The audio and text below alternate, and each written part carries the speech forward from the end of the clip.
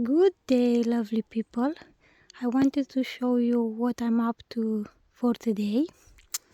I'm going to try to inoculate some beech logs with pleurotus grey oyster mushrooms. We found several of them in the last few days. I cleaned them, prepared them for drying and for freezing, most of them. And the bits that were left, as you can see, they're in here. This pot is full of water and grey oyster remains. We have some in there as well, in that bowl.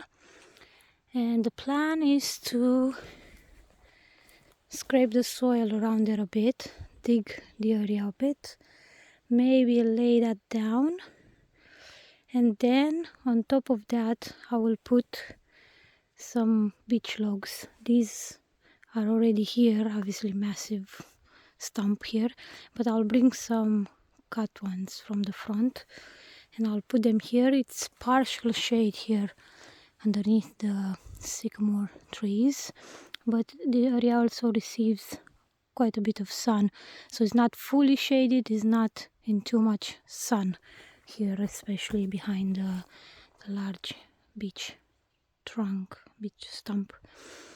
So I scraped the area because it was all covered in weeds.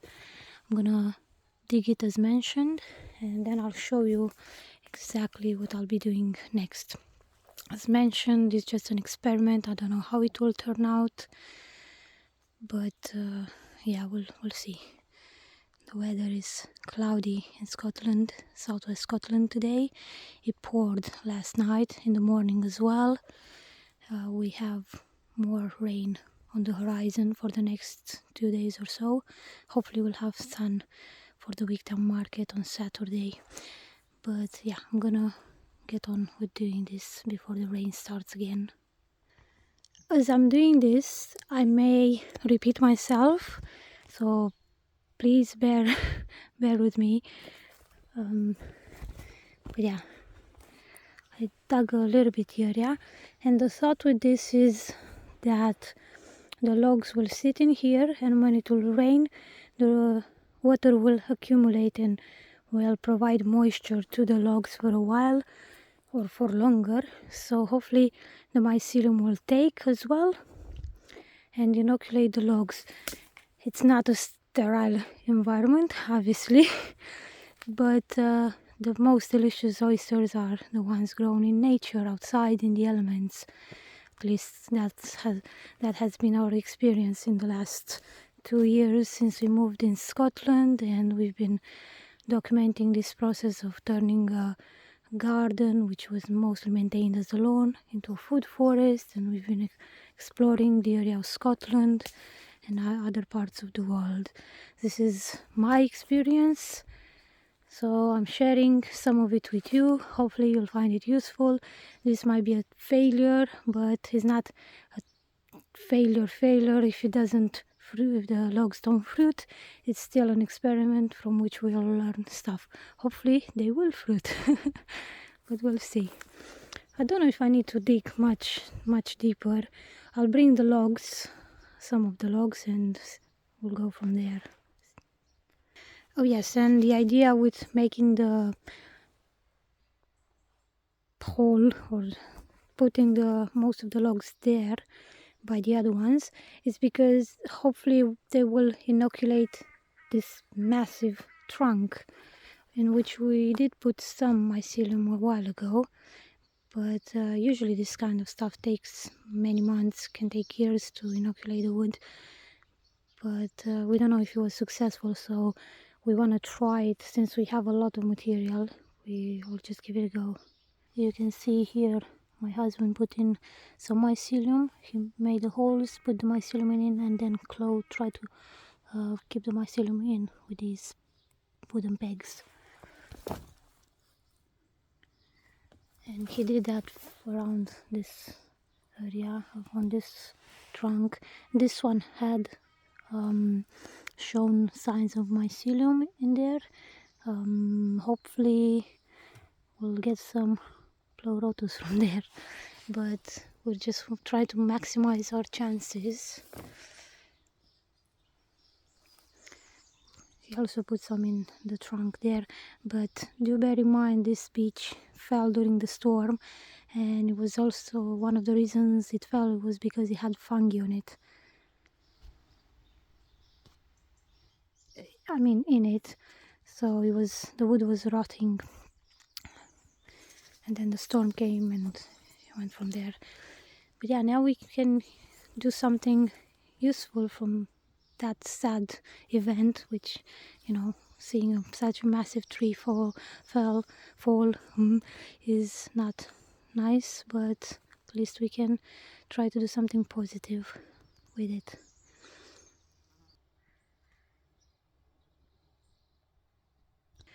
I brought about 5 logs, and I'm going to make fresh cuts into them using the samurai saw.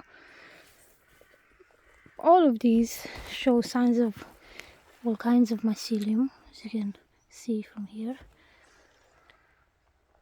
But maybe if I put quite a bit of grey oyster mycelium in, maybe it will take. Obviously the best option would be to use fresh wood, or relatively fresh wood that hasn't been inoculated by other kinds of mycelium, and just do that, because that would much more increase the chances of the grey oysters taking.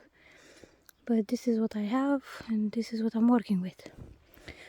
So I'm gonna make the fresh cuts, and obviously some of these are open, so I could put the mycelium in here, but I just want to make a few cuts and I'll go from there again.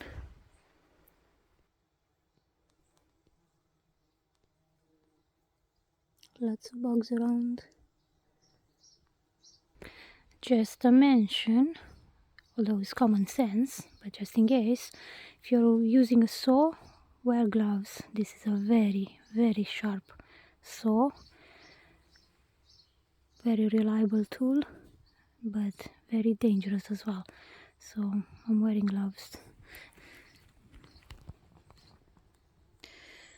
I've sawed in the wood, you can see here, made cuts of various sizes, some deeper, others not as much, so deeper and wider, other not as wide. Hopefully the mycelium will stay in. I'm sure other creatures will steal it, some of it, also as they did with the oyster mycelium. But hopefully some of it will go in the wood and stay there and start feeding on the wood and produce grey oysters, delicious mushrooms. And these I made smaller cuts, they were a bit more difficult to cut. The largest cuts I've made in this large trunk here. This I made it quite deep in there. As you can see from this angle, it's quite deep. Deeper cuts could be made, but I've done these for now, and we'll see how much mycelium is left, if any. And I may make more, I may leave it for now. I don't want to make too many and put too little mycelium in one spot, although that's quite a lot of material. But by the way, that has been sitting in water overnight. I'm not sure if I mentioned that. This hasn't, it's just been sitting in the bowl. But this has been soaking in water, so maybe the water will have the spores in there and all that's necessary to take on the wood. Once I finish doing that, putting the bits of oyster in, I'm probably gonna bring some more logs just to cover them, these ones, maybe at least 2, just to hold them there and provide even more shade, because usually this area does receive quite a bit of sun. So this year has been mostly cloudy, but who knows how the coming months will be. And again, I want to give the mycelium the best chance to take on. There's a tick on the front screen of my phone. Anyway, So I'm gonna keep on doing this and show you how it's at the end. Basically what I did was I massaged the logs with grey oyster mushrooms, trying to put in all these cuts and to put my mycelium in all these spots. I'm gonna cover these, as mentioned, with some other logs.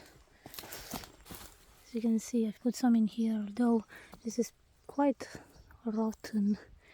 There is mycelium in there already, but who knows, there's a big crack in there, so I was able to put in the pieces quite well, so they will have good medium to soak in. Put some in here as well. These will probably wash away in the rain very easily, but who knows, maybe some will take. Same on there. Put some more on there where my husband already put some months ago.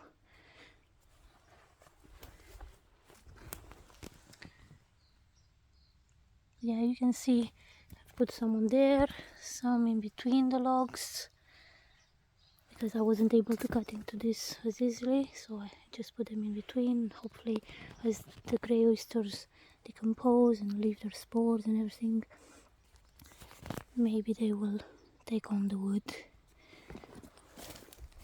It's a big experiment. And yeah, this one, not sure how well it will work, but I'm sure I could have done it better. But yeah, hopefully it will hold the water there until the pleurotus soaks in. Anyway, I'm gonna go and get some other logs, but this is basically it. Nothing complicated. Who knows if we'll get any mushrooms, but why throw in the rubbish all this material when we could try and do something with it, something useful that could provide some food for us or for other people who might come on the property later on. Who knows how long we're on this planet for. Let's just try and do something positive. I've brought 2 more logs. There's one here, one there. I may bring some more, but for now I'll leave it like this. I may also cover this area for a while with a cloth, something like this, just to shade it even more, but I think for now I'll just leave it as it is. I may bring some more water, because there's only a little bit in there. I may just pour some more water, although, I mean, it rained last night, this morning, the ground is quite wet, so I may leave that as it is. But just keep an eye on the area and water it if it becomes dry. Yeah, this is it. This is what I wanted to show you. Yeah, I think it'll be fine. It will probably rain in the afternoon, and I'll bring more water in this spot, which will run through there, the water. And yeah. Anyway, enough about this. Probably repeated myself several times and it was not very pleasant to listen to, but hopefully you found something interesting in this video. Let me know. I would love to read your comments and find out what you think. I am documenting all this since, as mentioned, since we moved here and started doing the food forest. I've been documenting it, and hopefully by Christmas I'll have the book ready. I haven't made a book in quite some years, and hopefully this Christmas, or at least before March next year, it will be ready, if all goes well, if we're all in good health and all that, of course. But yeah, I'm gonna go and get some water because I'm really thirsty. Okay, thank you for watching. Just a brief look at the delicious red currants, which haven't fully turned red yet, but I've been munching on them every day. This will go much redder than this. But the birds are trying to steal them, so I'm just trying to eat some of them. You can see some of the strings are really long. They have like 16, 17 individual currants. Delicious. I can't wait for them to ripen fully. They're quite, this variety is called Rosetta. I love red currants, they're so delicious. We have some more in there. I'll be able to propagate that one quite a bit. Has a lot of growth. Look at that. Look at that. So beautiful. Can't wait. A short look at the hazel airprune boxes. You can see the hazels are doing wonderful. There's a couple of hundreds in here. Planted the end of February, early March, some of them. So if you're interested in planting some hazel, and especially if you're in the area of Wigtown, southwest Scotland, don't hesitate to contact me. I'll have bare root plants this autumn, maybe in the spring as well. I'm not sure how many will be left because I have a few people asking for them already. Someone said he wanted 100 to plant a hedge, so that's wonderful. And I want to plant some as well in the garden, but most of them are grown to go into other gardens. We don't have the room to plant hundreds in here, unfortunately. Some more in here.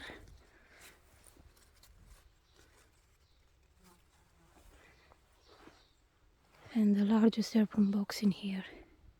This one has the most hazelnuts around. Well, I planted about 900 seeds. I think at least 600 sprouted.